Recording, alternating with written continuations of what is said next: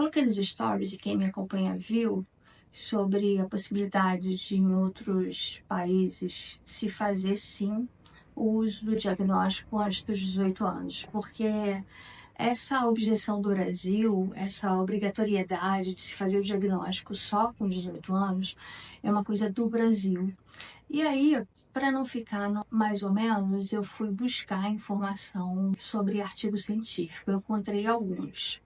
Eu até deixei aqui aberto para citar alguns para vocês, como do Dr. John Doe, psicólogo clínico de Harvard, que diz que o artigo visa analisar os comportamentos característicos da psicopatia em crianças. Um outro artigo da doutora Jane Smith, da instituição Johns Hopkins University, que também investiga as bases neurobiológicas da psicopatia infantil.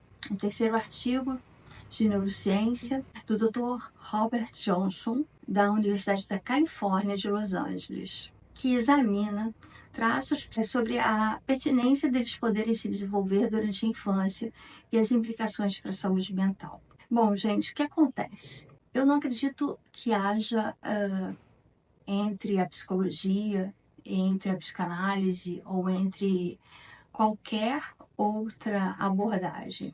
O que eu acho é que existem escolhas e consequências e posturas, procedimentos e, mais do que tudo, todo profissional de psicanálise, todo profissional de psicologia, eu tenho minha irmã psicóloga, então posso falar isso com a maior tranquilidade, visa ou deveria visar qualquer um que se preste a trabalhar com o sofrimento humano a melhor condição para esse sujeito em desenvolvimento, ainda que esse sujeito em desenvolvimento seja um sujeito supostamente adulto. O que acontece é que os psicólogos, assim como os advogados, e eu sou advogada e eu por muitos anos também me mantive atenta ali aos códigos de ética da OAB, os psicólogos, eles são atrelados àquilo que fala o CRP, diferentemente de nós psicanalistas, que somos regidos por lei federal e não temos um conselho ditatorial como eu considero que seja o CRP, ok? Eu acho que isso traz muita inibição para os psicólogos que querem se desgarrar daquilo que eles aprenderam. E repito, tenho uma irmã psicóloga, então pude presenciar e observar como se dá essa formação e o quanto, em dado momento, isso se torna engessado por terem como princípios inúmeros questões relacionadas ao medo de expor uma opinião diversa daquilo que está na cartilha do CRP. Em se tratando de um transtorno de personalidade como a psicopatia, todo transtorno de personalidade é um transtorno de nascimento. Então aqui a gente abre um parêntese bem grande para fazer a diferenciação entre o que é transtorno de personalidade e transtorno de humor. Transtorno de personalidade, por exemplo, transtorno da personalidade borderline, transtorno da personalidade narcisista, psicopatas, sociopatas, são personalidades antissociais, de uma certa forma, e aí há uma controvérsia sim na doutrina, mas não é disso que a gente vai tratar aqui, porque essa não é a minha proposta, é usar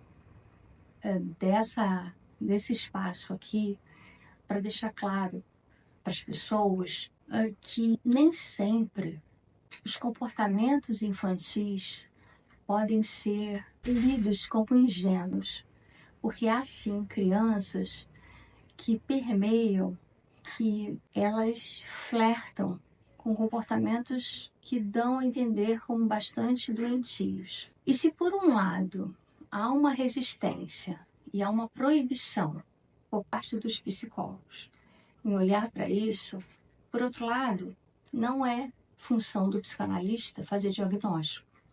É bem importante que se diga que diagnósticos só são possíveis quando realizados por psicólogos, neuropsicólogos e psiquiatras. Mas o conhecimento, ele é instrumento de poder no que diz respeito à libertação do teu raciocínio no trabalho ao qual você se propõe a realizar e realizar de uma maneira íntegra. Então, partindo dessa premissa e das pessoas que confiam no trabalho que eu realizo aqui, eu acho importantíssimo que a gente alerte pais e mães para comportamentos nada usuais no que diz respeito à falta de empatia e sensibilidade e crueldade, porque, lamentavelmente, isso é uma realidade de quem trabalha em consultório. Pode não ser politicamente correto dizer na internet, pode não ser aquilo que as pessoas gostariam de ouvir na internet,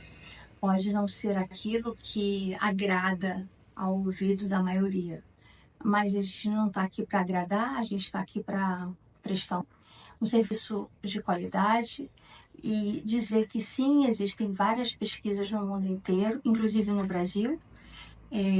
Posso citar aqui alguns livros, como, por exemplo, Psicopatia, Teoria e Prática, de A.F.M. de Lima, da editora Artimed. Outro livro, como Transtornos de Personalidade na Infância e Adolescência, de Silva R.A. e Costa. A Revista Brasileira de Terapias Cognitivas, que fala sobre transtornos de personalidade em crianças e adolescentes com menção à psicopatia e suas nuances. Uma dissertação da USP que fala sobre a dissertação que investiga a relação entre o desenvolvimento infantil e a manifestação de traços psicopáticos. Então, veja, uma coisa é a gente não poder falar, os psicólogos não poderem falar porque eles estão desprovidos de liberdade frente a um conselho que os enrijece e os engessa.